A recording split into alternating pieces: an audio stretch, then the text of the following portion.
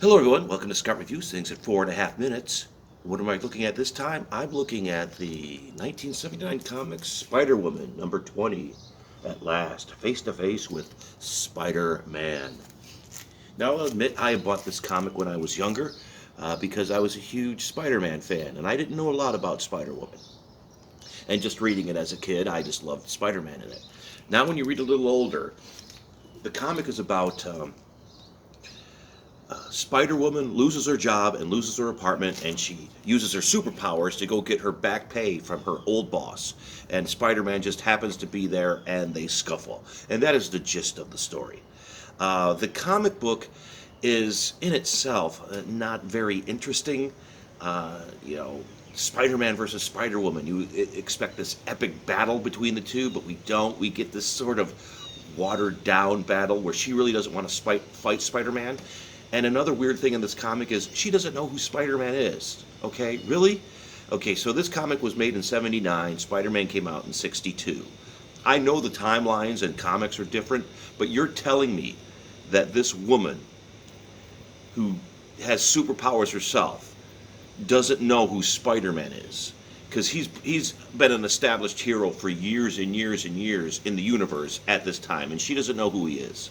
Now, granted, she lives in LA and he's in New York, but yeah, even in '79, you would know who Spider-Man is, no matter where you lived, at least in,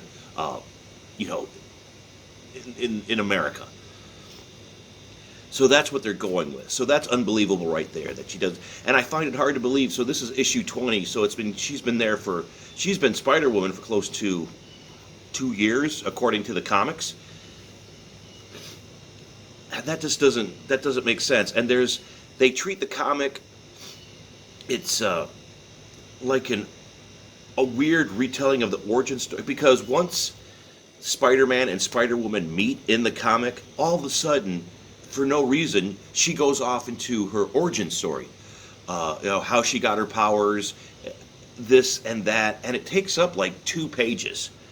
And it comes out of nowhere. And the only reason I can think they did this was because Spider-Man was on the cover, and a lot of people who like Spider-Man will buy the Spider-Woman comic, and since there'll be more eyes on this comic, we're going to give her origin again for these people.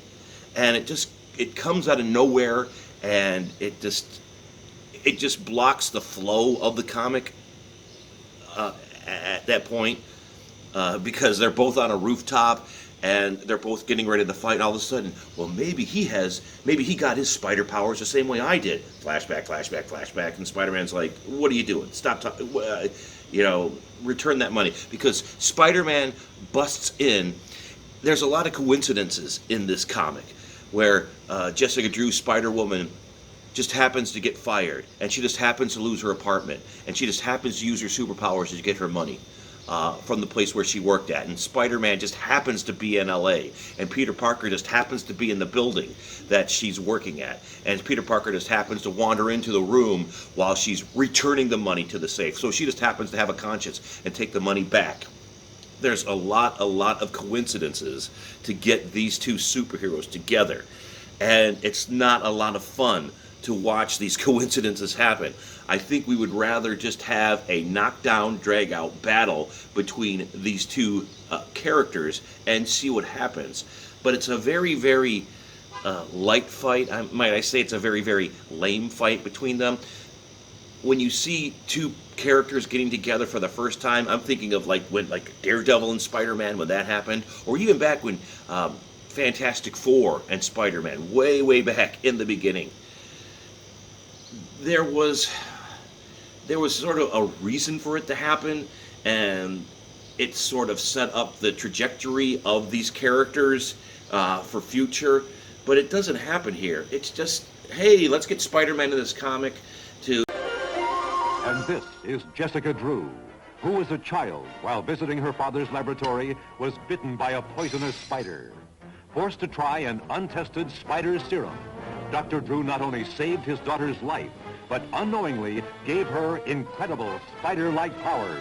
Dedicated to fighting evil while weaving her web of justice, it's Spider-Woman.